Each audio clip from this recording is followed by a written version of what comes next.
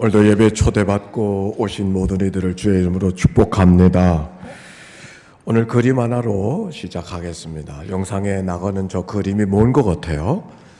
네? 뭐라고 말을 해야 되는데 말하기가 조금 어색하죠? 저게 뭐냐면 마르셀 뒤상이라고 하는 프랑스의 그 유명한 미술가의 작품입니다. 마르셀 뒤상이라는 사람은 현대미술의, 이게 책을 찾아보니까 현대미술의 창시자라 그러기도 하고 현대미술의 이단아라 그러기도 해요. 근데 저 사람이 작품 가운데 샘이라고 하는 작품이에요. 그 사람 전시회를 1년 전 국립미술관에서 열렸는데 바로 저 작품에 사람들이 제일 많이 모여 있는 거예요. 도대체 저 작품이 뭐길래 사람들의 이목을 끌고 서울 사람들만이 아니라 온 세계 사람들의 주목을 끌고 있을까? 저 그림이 사실은 남자 소변기예요, 저게. 뭐 놀라지도 않네. 네. 근데 그분의 이론은 그런 거예요. 예술이라고 하는 것은 작품 자체에 있는 것이 아니라 작품이라고 내놔서 사람들의 관심이 모아지면 그게 작품이라는 거예요. 그러니까 작품이 꼭 아름답게 그려져야 되는 것도 아니고 뭐 기술적으로 만들어져야 되는 것도 아니고 아니 못생겼다고 작품이 못 되는 것도 아니라는 거죠. 저 많은 사람들이 저렇게 와서 사람들이 저 작품을 보고 싶어서 저 돈을 내고 와서 작품을 보는 거 보면 저 작품이 얼마나 대단한 작품이냐고. 그분의 이론은 그런 거예요. 그리고 미술가라고 하는 건 자기가 그려야만 되는 것이 아니라 어떤 것이든지 자기가 작품으로 선택하면 그게 작품이 된다는 거예요. 그렇다고 제가 만들어서 갖다 올려놓으면 다른 사람들이 돌아보지. 그건 작품이 아니에요. 마르셀 뒤상이 작품이라고 하면 작품이에요. 그게 얼마나 대단한 겁니까?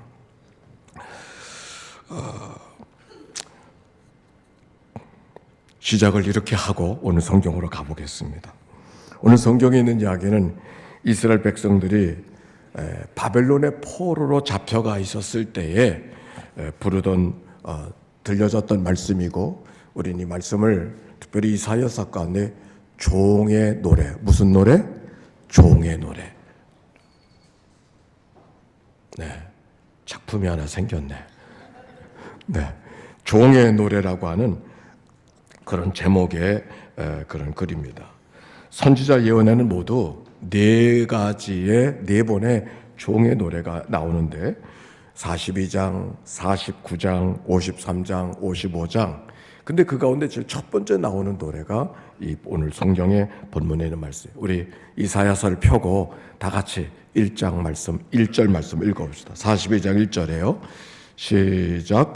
나의 붙드는 나의 종, 내 마음에 기뻐하는 자, 곧 내가 택한 사람을 보라. 내가 나의 영을 그에게 주었은즉 그가 이방에 정의를 베풀리라. 네, 종이 부르는 노래, 종의 노래. 내가 붙드는 나의 종. 그러면서 종의 사명이 무엇인가가 그 말씀 속에 있죠. 맨 마지막에 그가 이방에 정의를 베풀리라. 무엇을 베풀라고요? 정의를 베풀라. 이방인의 정의를 베푸는 것이 종의 사명이라고 말합니다. 여기 정의라고 하는 것은 미시파트라고 하는 말을 쓰고 있는데 여기서의 그 미시파트라는 말에 의미하고 있는 것은 하나님의 살아계심을 드러내는 그게 정의였어요. 고대인들에게 전쟁은 나라들의 전쟁이 무기들의 전쟁이 군인들의 전쟁이 아니라 신들의 전쟁이잖아요. 그 전쟁에 져서 지금 나라가 무너지고 왕이 없어지고 남의 나라에 포로 잡혀가 있었으니까 하나님의 명예가 땅에 떨어질 대로 떨어져 있었어요. 그 당시 백성들의 정의는 하나님의 이름을 어떻게 권위를 세워드릴 수 있을까? 이게 그 시대의 정의였어요. 바로 그 종이 해야 될 일이 뭔가? 그 하나님의 정의, 하나님을 높여드리는 일을 위해서 종이 나타나게 될 것이라고 하는 말씀이 이 말씀이에요. 오늘 본문에 있는 이야기예요. 오늘 여기 짧게 1절부터 4절까지 정의라고 하는 말이 무려 3번이나 반복되고 있어요. 1절, 3절, 4절. 그러고 보면 이 시대에 정의를 세우는 것이 얼마나 간절한 일일까. 뭐 누가 옳은가 누가 그른가 이게 정의가 아니고 하나님을 세워드리는 것, 하나님이 죽은 것 같이, 하나님이 패배한 것 같이, 하나님이 아무것도 아닌 것 같이, 하나님의 체면이 완전히 무너져 있는 그 시대 속에 하나님을 세워드리는 게 그 시대에 정의였었고, 이것을 위해서 종을 세우겠다 하는 말씀이에요. 그런데 그 일을 감당하는 종이 어떤 종이 되어야 되는가, 종의 마음이 어떤 마음이 되어야 되는가 하는 얘기를 2절부터 설명하고 있어요. 2절 읽어봅시다. 2절 시작. 그는 외치지 아니하며 목소리를 높이지 아니하며 소리를 거리에 들리게 하고. 여러분, 정의를 세우려고 하는 그 종은 어떤 종이 되어야 되겠습니까? 힘을 쓰고 외치고 고함을 지르고 완력을 써야 뭐가 이루어지는 것 같지 않아요? 근데 뜻밖에도 여기 사용되어진 종의 삶은 그런 것이 아니에요. 오히려 목소리를 낮추고 조용히 부드럽게, 정의를 말하지만 완력이나 폭력으로 세우는 것이 아니라 오히려 평화와 비폭력적인 그런 모습으로 종이 세워지고 있는 그런 모습. 여러분 아는 대로 역사 속에 수많은 역사 사회 운동이 있으나, 그러나 폭력으로 쟁취한 권력은 또 다른 폭력으로 얼마든지 무너졌던 것이 역사죠. 오히려 평화의 방법으로, 비폭력의 방법으로 세워간 역사가 정말 사회를 새롭게 변화해 갔던 역사를 알게 되어집니다. 오늘이 12일 주일인데 1월 15일이 마틴 루터 킹 목사님의 생일이에요. 그래서 그날과 가장 가까운 월요일을 미국 사람들은 늘 국가 기념일로 정해서 기념하는 일들을 하게 되어집니다. 그 시대에 흑인 운동하던 사람이 2사람이 있었어요. 한 사람은 마틴 루터 킹, 또 한 사람은 말콤 X. 전혀 다른, 같은 방향을 이야기했지만 전혀 살아가는 삶의 모습이 달랐어요. 한 사람은 같은 시대를 가면서 비폭력의 방법으로, 말콤 X는 폭력의 방법으로. 결국 역사의 변화를 만들었던 것은 폭력이 아니고 평화의 방법이었던 것을 생각해 보면은, 오늘 여기 성경 속에 말하는 종의 삶의 모습이 얼마나 소중한 가치인가 하는 것을 알게 하는 것이죠. 3절의 말씀 읽어봅시다. 시작. 상한 갈대를 꺾지 아니하며 꺼져가는 등불을 끄지 아니하고 진실로 정의를 시행할 것이다. 정의를 시행하는데 어떻게 상한 갈대를 꺾지 아니하고 꺼져가는 등불을 끄지 아니하고. 여러분, 갈대 중에서도 상한 갈대 무슨 쓸모가 있겠어요? 그런데도 그 상한 갈대라도 소홀히 여기지 않고 꺼져가는 심지, 아마 옛날 등잔불로 말하면 심지가 다 타버려서 이제는 별로 소망이 없을 것 같은 그 꺼져가는 심지까지도 끌어안고 있는 그 모습. 무언가를 이룰 수 있는 것보다 아무것도 이룰 것 같지 않은 그 어떤 것들, 상한 갈대, 꺼져가는 등불을 통해서 정의를 시행하고 있는 이 모습. 사도 바울이 고린도 교회에게 주어졌던 말씀, 사랑에 대한 말씀이 우리 마음에 기억됩니다. 사랑은 오래 참고. 7절의 말씀에 보면 사랑은 모든 것을 참으며 모든 것을 믿으며 모든 것을 바라며 모든 것을 견디느니라. 우리 한번 해봅시다. 사랑은 모든 것을 참으며 모든 것을 믿으며 모든 것을 바라며 모든 것을 견디느니라. 성경의 많은 말씀 가운데 아름다운 말씀 가운데 하나, 모든 것을 참고 모든 것을 믿고 모든 것을 바라며 모든 순간을 기다려주는 것. 오늘 여기 종의 모습이 바로 그런 모습이죠. 4절의 말씀입니다. 같이 한번 읽어봅시다. 시작. 그는 쇠하지 아니하며 낙담하지 아니하며 세상에 정의를 세우기에 이르리니 섬들이 그 교훈을 낭망하리라. 정의가 세워지는데 어떻게 그는 쇠하지 아니면 낙담하지 아니면 뭘 하는 게 아니었어요. 그 종이 뭘 하는 게 아니었어요. 오히려 어떤 상황 속에서도 낙심하지 않고, 어떤 상황 속에서도 포기하지 않고, 어떤 상황 속에서도 기다려주는 것. 뭘 함으로 저희가 세워지는 것이 아니라 주어진 상황 속에 기다려주고 참아주고, 내가 뭘 변화를 위해서 내가 뭘 하는 것이 아니라 쇠하지 않고 낙담하지 아니하고. 우리가 살아가면서 낙심하고 절망한 일이 얼마나 많이 있어요.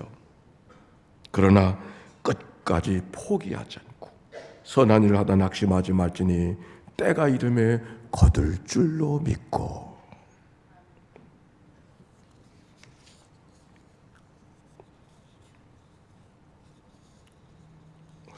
오늘 여기 성경에 있는 이 하나님의 말씀,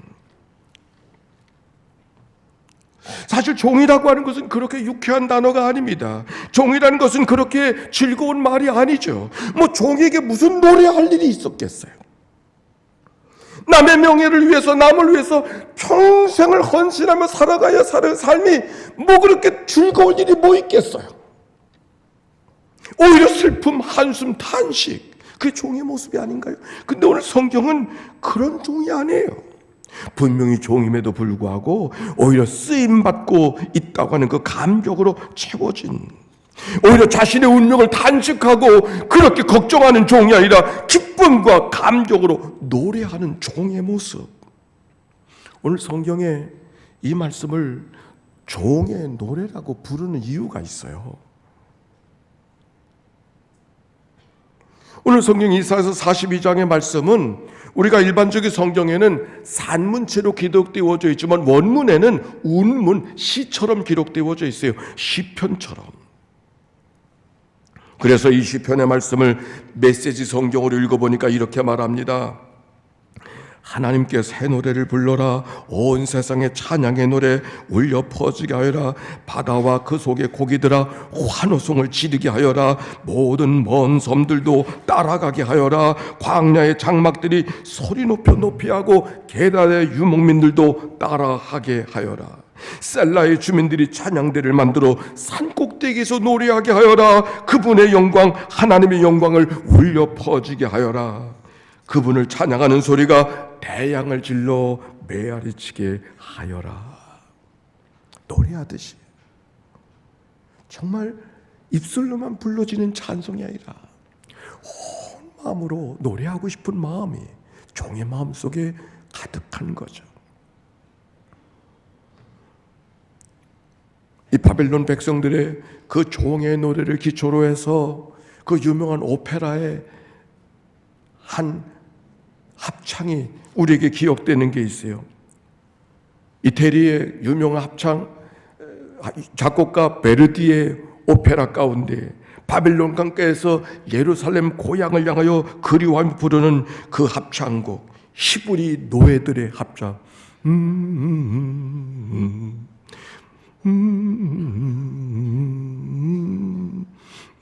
그 허밍으로 불러지는 그게 바로 히브리 노예들의 합창. 아니, 노예들의 삶을 살아가면서 무슨 노래할 게 뭐 있겠어요. 그런데 그들은 노래하며 살았어요. 그리고 그 노래들을 하고 싶어서 견딜 수 없는, 오늘 성경은 바로 그런 노래를 배경으로 하고 있는 거예요. 얼마나 기쁘면, 얼마나 마음이 감동이 되어지고 감격스러웠으면, 절망의 한복판에서 한숨 쉬고 땅을 꺼져라 탄식해도 부족할 것 같은 그들의 삶 속에 어떻게 그렇게 서로를 용기를 북돋아주면서 사랑을 노래하면서 희망을 노래할 수 있었을까? 사랑하는 성도 여러분, 새해를 맞이하는 여러분의 마음은 어떤 마음인가요? 오늘도 오늘 예배 시간을 시작하는데 어느 성도님이 전화하셨어요. 목사님, 오늘 예배 못 가요. 우리 식구가 갑자기 호흡곤란을 일으켜서 중환자실에 갔어요. 예배하고 싶은 마음은 가득하지만 예배할 수 없는 삶의 형편. 이게 어떤 분의 얘기일까요? 우리가 때때로 이런 삶일 때가 너무 많잖아요. 히브리 백성들의 노예의 삶이 그들의 삶이었었어요. 내일로 짤 수 없는. 그러나 그들은 노래하고 있었어요. 하나님을 기대했어요. 찬송했어요. 히브리 노예들의, 바빌론 백성들의 그 노래가 오늘 예배하는 여러분의 노래가 되어지시기를 바랍니다. 어떻게 그가 노래할 수 있었을까? 오늘 성경은 이렇게 말해요. 1절 말씀 한 번만 다시 한번 읽어봅시다. 1절이에요. 시작. 내가 붙드는 나의 종, 내 마음에 기뻐하는 자, 곧 내가 나의 택한 사람을 보라. 여기 말씀 속에 감격하는 이유를 적고 있잖아요. 내가 붙드는 나의 종, 그의 삶은 종이지만 그가 종이라고 하는 것 때문에 그의 삶이 붙잡히지 않았어요. 무엇이 그의 삶을 붙잡고 있는가? 하나님이 붙들어 주시는 종이라고 하는, 하나님께 붙들려 있다고 하는 종. 연히 창공을 마음대로 나를 수 있었던 것은 연히 잘 만들어졌기 때문이 아니에요. 연줄에 달려 있을 때만 창공을 나를 수가 있어. 내가 비록 이 세계에서는 종의 삶을 살고 남의 나라의 노예의 삶을 살지만 하나님께 붙들려 있다고 하는 이 한 가지 때문에, 내 마음에 기뻐하는 자고 내가 택한 사람을 보라. 그 하나님의 택함 속에 있다고, 우연하게 살아가는 오늘 하루하루가 아니라 오늘도 하나님의 택한 속에, 하나님의 계획 속에, 하나님의 붙들림 속에, 하나님의 은혜 속에 있다고 하는 이 믿음의 고백.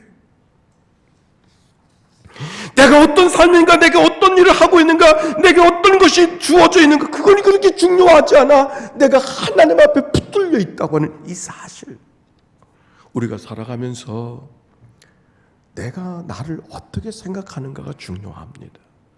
우리가 살아가는 자녀들에게도 가장 먼저 가르쳐야 될 것은 ABC가 아니고 내가 누구냐고 하는 거죠.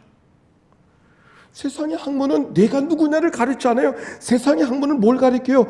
가장 고등적으로 진화한 동물이 사람이에요. 가장 고등적으로 진화한 동물이 사람이라면 윤리적으로 살아야 될 이유가 없어요. 동물처럼 살면 되죠. 동물인데 그렇지 않나요? 가장 진화한 고등동물이면 동물처럼 살면 되죠. 무슨 윤리가 필요해요? 가치가 뭐 필요해요? 동물처럼 살다가 동물처럼 죽으면 되는 거죠. 아이들이 그렇게 가르치면 안 되어요.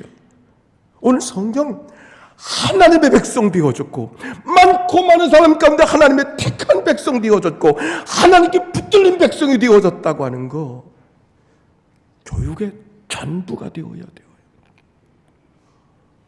여기서 교육이 결정되어져요.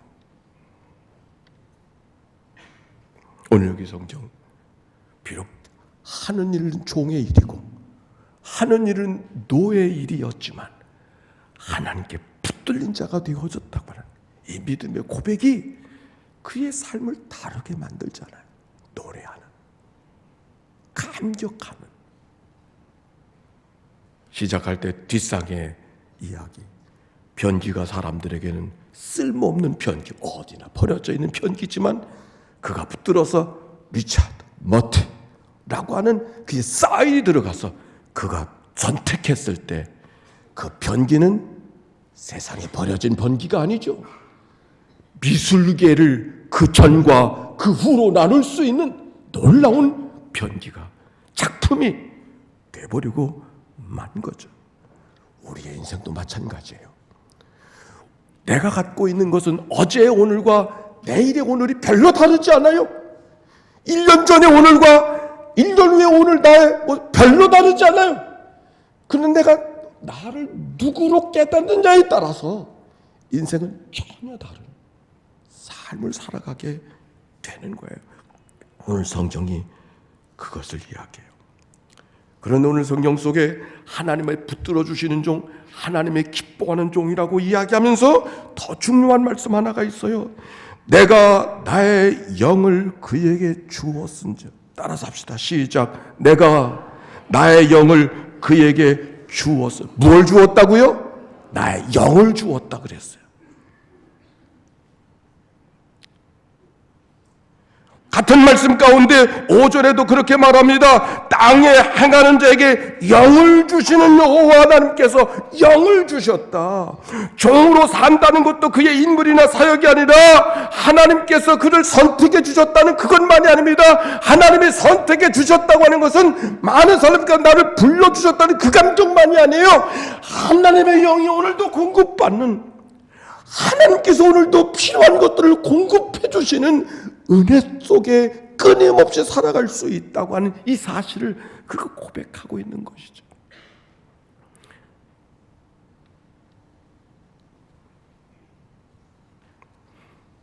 그래서 그가 살고 싶은 삶을 살아가는 것이 아니라 살아야 될 삶을 살도록 끊임없이 그 마음을 감동해주고, 끊임없이 그의 삶을 붙들어주고, 끊임없이 그의 삶을 통행해주는, 넘어진 자리에서 일으켜주고, 고민하는 자리에서 생각을 바꿔주시고, 눈물 흘리는 자리에서 위로해주시는 하나님의 영의 역사. 오늘 그래서 6절에 이렇게 말합니다.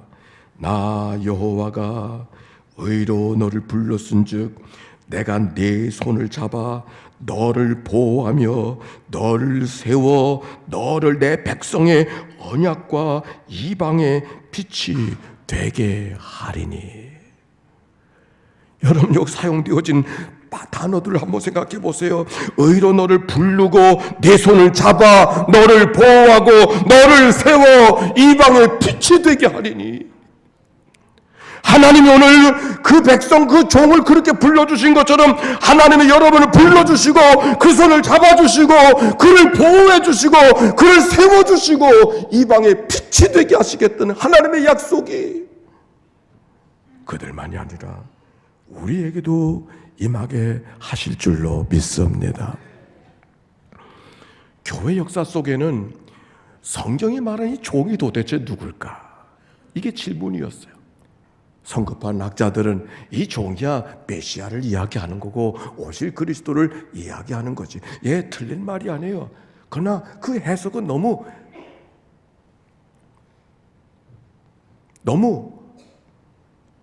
지나친 그 전에 단계가 있어요. 여기 종은 고레스를 말하는 거예요. 고레스. 그 종이 누군가 하는 얘기는 45장 읽어가다 보면 거기 고레스라는 말이 기록해 있어요. 그 고레스가 누굽니까? 지금 저 이란 페르시아의, 그 당시 페르시아, 이란을 시작한 페르시아 대국의 왕이었어요. 페르시아가 원래는 대단한 나라가 아니었어요. 원래 그 위에 있던 메데라는 나라가 더 큰 나라였어요.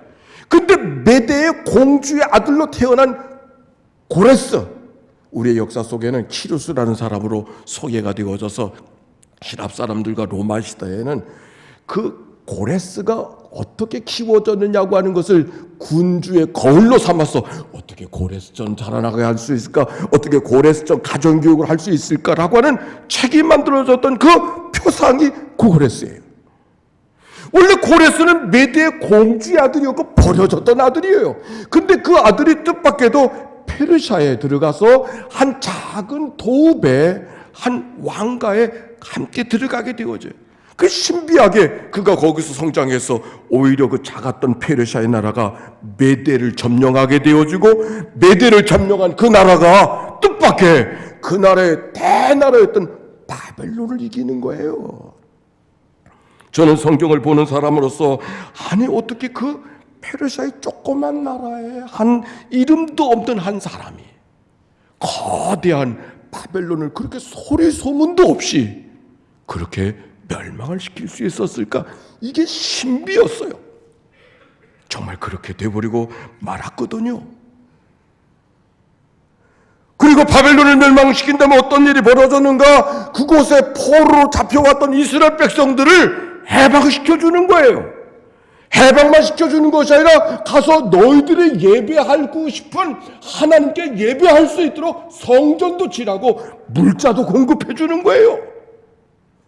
여러분, 이 아이가 성경에 있으니까 별거 아니지만 바벨론의 포로로 잡혀갔던 이스라엘 백성들에게 고레스라는 사람의 등장은 큰 두려움이었어요.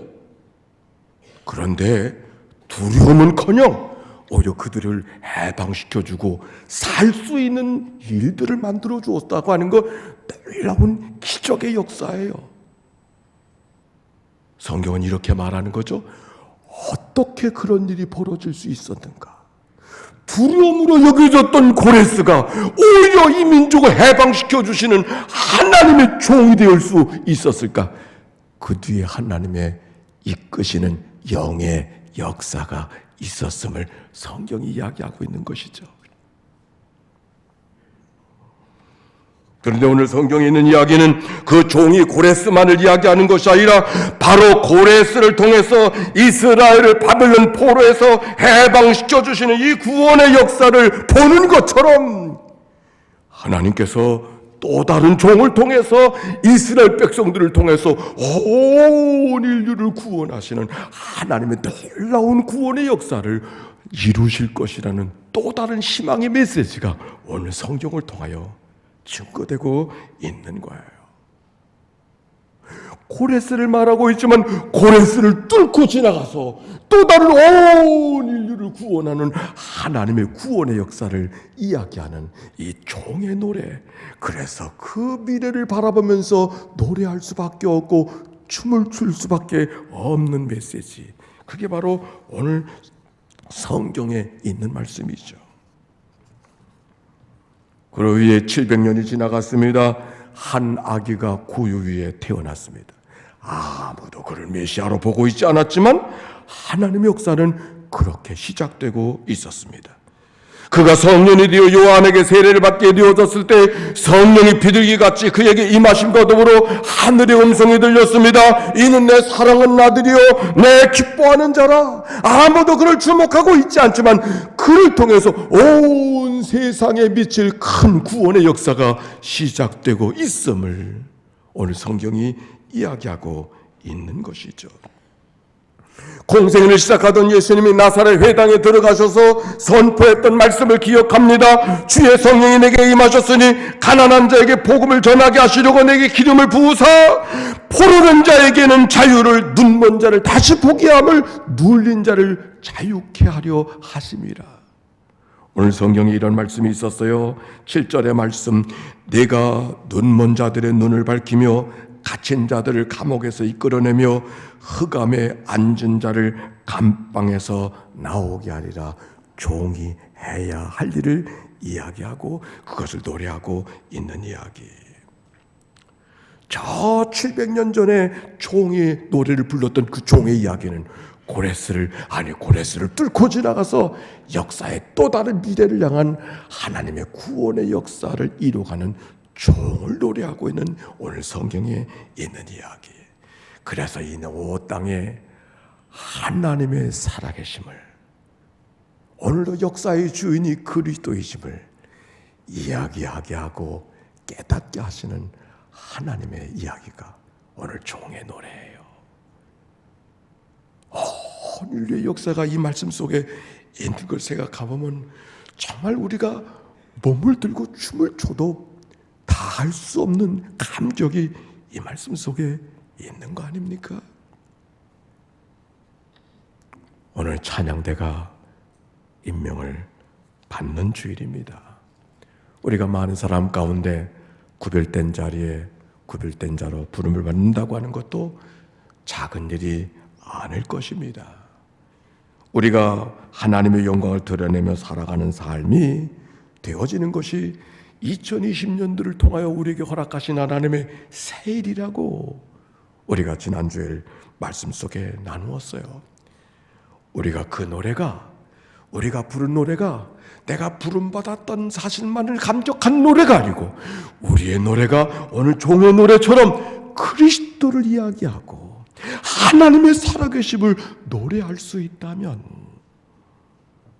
우리의 노래는 전혀 다른 노래가 되고 말 것입니다.